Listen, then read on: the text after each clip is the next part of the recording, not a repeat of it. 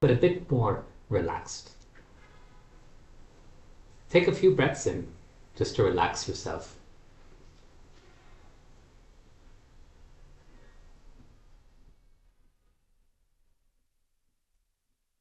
Imagine the boat in the water, your sailboat. It's safe and secure. It's very pleasant. Hoist up the sail and allow that wind that's always blowing to move you forward. Really feel the breeze, the wind against you, pushing the boat forward. There's a wind that's coming at your face as the boat moves forward, and then there's a wind behind your back, which is God's grace. And feel that grace flowing through you and pushing the entire boat forward.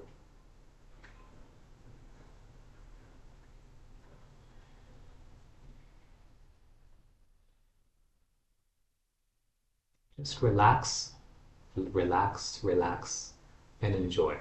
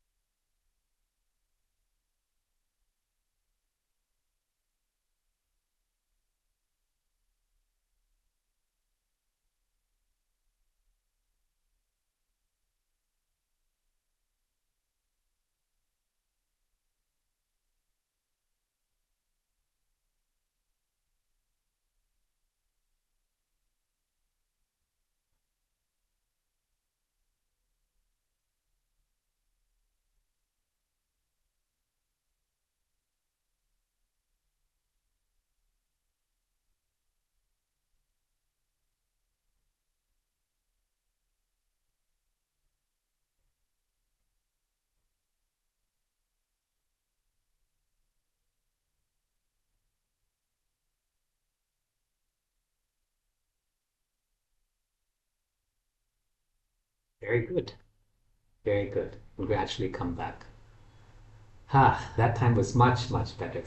Much better, yeah? You can see how when you relax, just let Swami take care of everything. It really makes it easier. So questions, comments on this? Could you feel the energy coming?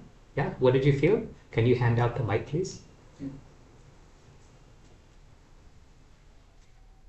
Sister, I don't know your name. Tell me your name. Me? Yes. Yeah, my name is Meghana. Uh-huh. What did you feel? I felt so light, and God is taking me the way He wants me to. As you told, Mm-hmm. like God know everything what is good for us, and He is always with us. Yes, He knows exactly what you need. So that's one of the parts. Now, if you have a problem, a pressing issue, then offer it to God, and then you just forget about it in this. You don't have to keep reminding Him. It's like if you go to a restaurant and you give your order to the waiter or waitress. You don't keep telling the waiter, waitress, "Hey, where's my food?" Or "Please, I ordered, a salad and it's not come," and then you ask again 5 minutes later. Nobody does that. You just give the order once, and you know that it's going to come to you at the right time. Once someone complained to Swami, you always do everything at the last minute, right? Swami, because you know how it is with Swami. Everything would be just suddenly, and then it would come. Everything is at the last minute. And Swami said, "No, I do everything at the right moment." That's the difference. Others?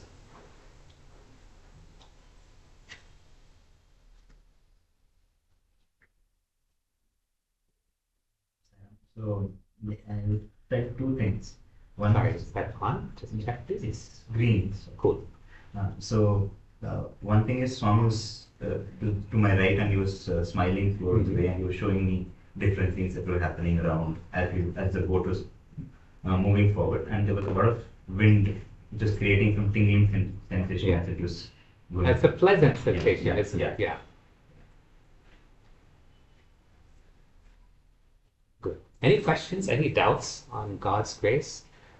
First of all, let me tell you, I don't have all the answers on God's grace. Nobody knows about God's grace. Nobody knows. Okay, it's just one of those things that we don't understand. But here now, I think you all understand that God's grace is always there. It's like a wind that is always blowing, and it's just up to you to catch it. That's all. Okay? It's just up to you to catch it. Now, I suggest that you do this simple meditation every day for about 2 minutes. About two. So it's just 2 minute meditation, that's all. So the exercise that we talked about is how do you catch God's grace? You imagine you're in a boat. You open the sail of that boat, S-A-I-L, sail of that boat. The sail expands, and because the wind is blowing, the boat moves forward freely. Did anyone have rocky, or not rocky water? Did anyone have big waves? Yeah, turbulence in the water? No? It was pretty smooth sailing? Okay. Did anyone have rocks in the water, like dangerous water? There was fire in the side of the water. Okay. Yes. So these are things that so when you're doing these meditation, these things are all symbols, whether it's fires.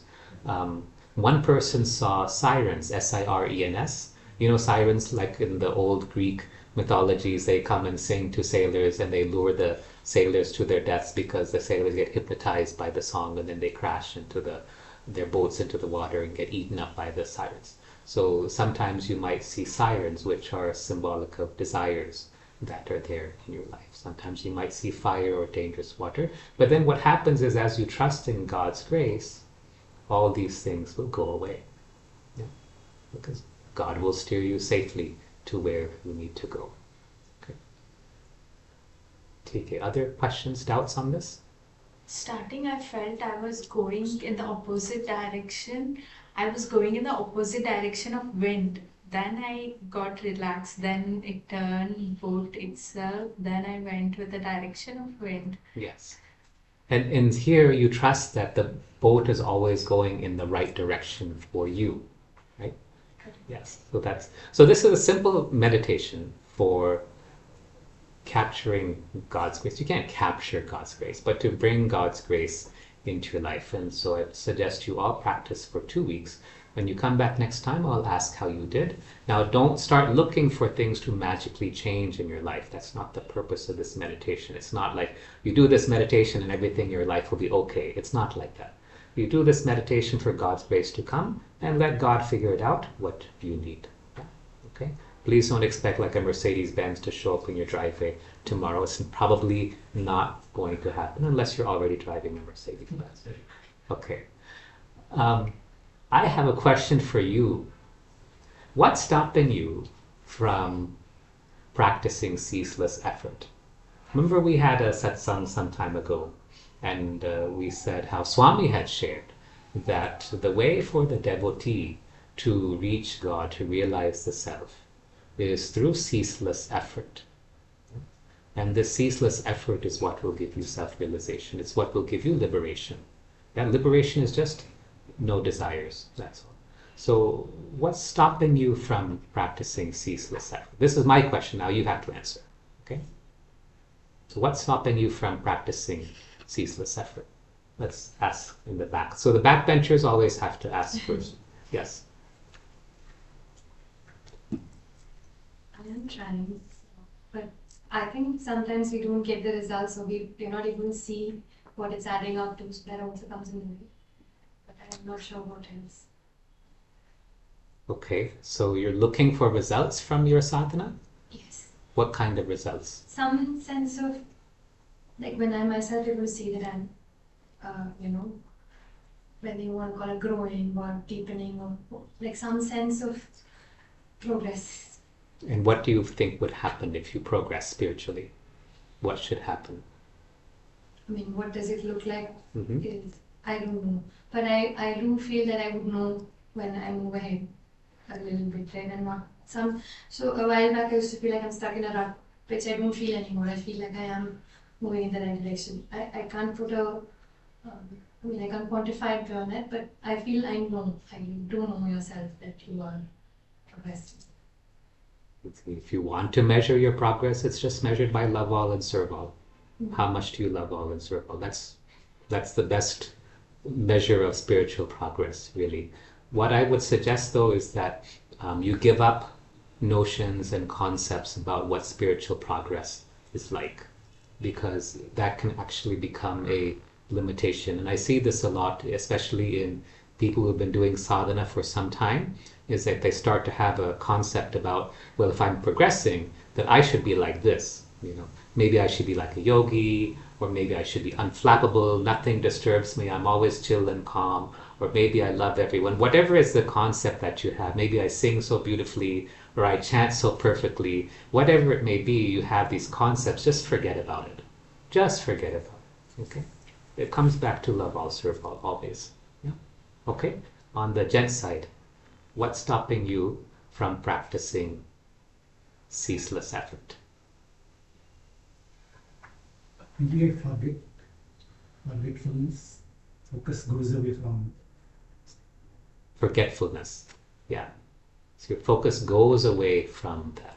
This is common, I think, for everybody. Yeah? This happens to everyone. Forgetting the truth. And so here you pray to Swami to help you not to forget. I'm not afraid of many things, but one thing I am terrified about is forgetting Swami. That's one thing that really scares me. So you pray to Swami to help you to not forget. And that will help you in this ceaseless effort. I see many devotees who are moving forward, they're doing good sadhana, but because their sadhana gets interrupted so many times, then they are not progressing as well as they should. It really takes ceaseless effort. When you're working, when you're sleeping, I don't know about when you're driving in traffic, but at least when you are doing regular work, you are still offering all your activities to God. Once Ramakrishna Paramahansa was asked by one of the monks who was his disciple, he said, what is the characteristic of a true devotee? And Ramakrishna Paramahansa, the master, said, the true devotee is perfect. He has no faults. And this monk was not satisfied with this answer. How was it that a true devotee, or anybody except God, can have no faults? This is what he was thinking. And then the master said, you go to so-and-so place. He told him a place to go. You meditate on this answer until you understand the answer, and then you come back. So the Swamiji, this monk, he went away. He went to that place and meditated and contemplated on this answer. See, this is a sign of a good devotee. When he's not understanding something, he'll contemplate on it until he or she understands. So he contemplated on this answer given by the master. How is it that a perfect devotee, or how is it that a devotee, the true devotee of God, is always without fault? And then he came back to Ramakrishna Paramahansa 3 months later, and he said, Master, I understand. The true devotee feels like he is not doing anything, because whatever is being done, he or she feels is being done by the Lord. And so therefore whatever happens is the Lord's will. And this is why the true devotee is never at fault. So when you're doing this kind of sadhana, and Swami says ceaseless effort, what all of you should be doing is going back, okay, and contemplating on ceaseless effort. Just like the Swamiji did.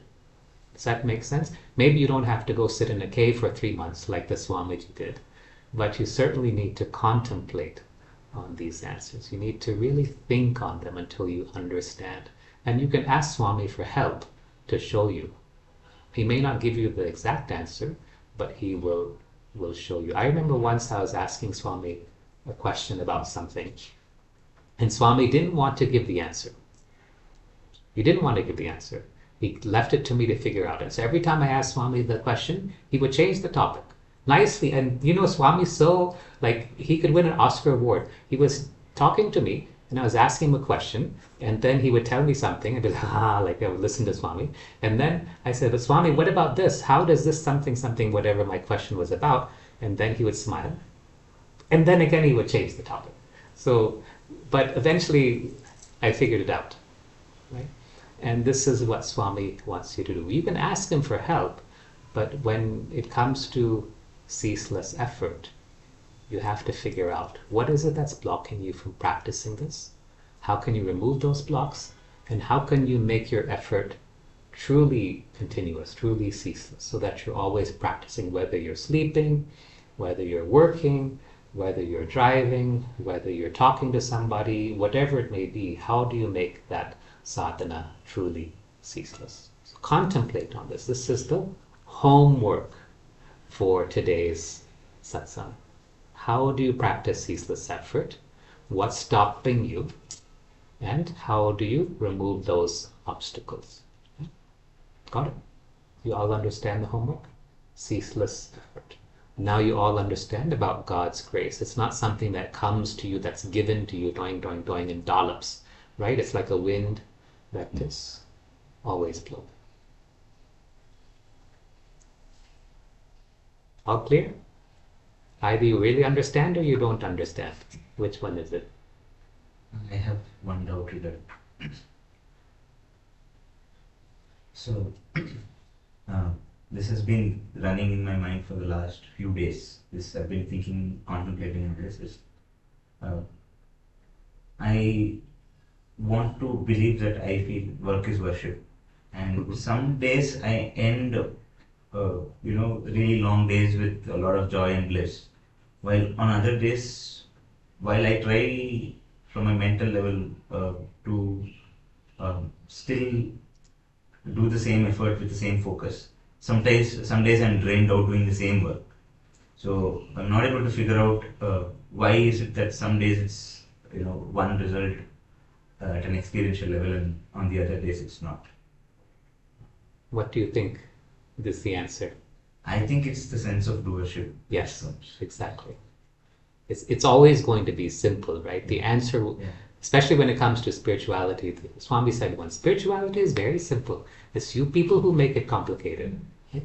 So when it comes to spirituality, it will always be the simplest answer. Give up the sense of doership. Yes. So just what we talked about, no? What is the sign of a true devotee? The true devotee makes no mistakes, is faultless.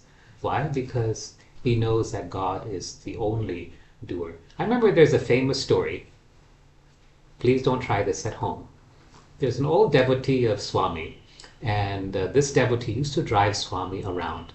Okay, and so this happened outside of Kodaikanal, where Swami has a summer home there. And Swami said, Swami said to another devotee, you go for a ride with so-and-so. He was a colonel, this old devotee. Well, he said, okay, go for a ride and go see, Kodaikanal and, Kunnur is nearby. There's some nice places nearby. Could you go for a ride with this devotee? So that devotee went. And he had the most horrifying experience.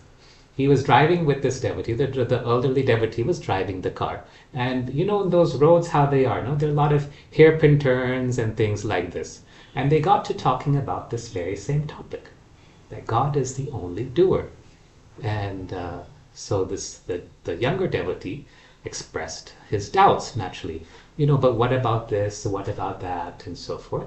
And the older devotee says, no, I'm fully convinced that God is the only doer. And see, he took his hands off the steering wheel. And they were just approaching a hairpin turn. And on the other side is a cliff like this. And he took his hands off the steering wheel, and the steering wheel turned by itself, and happily went down the hairpin turn and continued on down the road. So this is a very high sense of surrender, where you understand that Swami is the only doer. I wouldn't try this at home. Please do not go and practice. But this is an example of where a devotee has really understood that Swami is the doer. And probably, I don't know, but probably that devotee was like this one, someone who is faultless. Yes. Okay. I have one doubt. Yes, sir. Not related to that, but sometimes when we try doing meditation, deeper meditation, try controlling the thoughts or be thoughtless. My experience is that it's happening sometimes, and of course there are thoughts coming in and all of that is going on. My question is how to enjoy that meditation, how to um, find what to say, some kind of happiness or something in the meditation. Maybe I'm finding my meditation to be blank. Okay, there are no thoughts now. Do you want more Michi in your meditation or I don't know. more Like I'm space? feeling it's like let us say there are no. Let us say all of you are my thoughts. Okay, we are sitting in meditation. All of you have gone out. I am sitting alone without my thoughts, but I'm not finding it happy. So you're just at the surface then. Uh, You're just at the surface. You're not going so deeper. yeah. Yes. So one of the things that happens to many devotees, and you have to understand, I think it's more common now than it was when people my age were growing up, is that your useless activities are degrading your sadhana. Okay? Your useless activities. And you know what I mean by useless activities. I don't have to explain it to you. It's different for every person, but your useless activities are degrading your sadhana. And then you sit down for your sadhana, whether it's your meditation or your chanting or your prayers or your puja, or you're walking down the street and you're trying to do namasmarana, but you really don't, or maybe you are, but your thoughts are running 100 miles an hour at the same time. It's because of these useless activities. Give them up. Okay? Give them up. You won't succeed if you're engaging in these useless activities. You won't. You will not succeed. I will give it to you in writing. As long as you're engaging in useless activities, your sadhana will constantly get degraded and you will not succeed. Give it up. Does this mean that you have to be stiff and can never enjoy yourself and all the time I have to do sadhana, sadhana, sadhana? No, you can enjoy yourself and you can have fun. You can play, you can go out and enjoy. Swami wants us to laugh. He doesn't want us to be serious all the time. He says that the moment we become serious, we're no longer living. Right? So you can't say, Swami's always smiling and joking. But this tendency of useless activities, just give it up. And go deeper. Wonderful. Let's end with Om and three Shantis, and then we'll go into the cut. Om.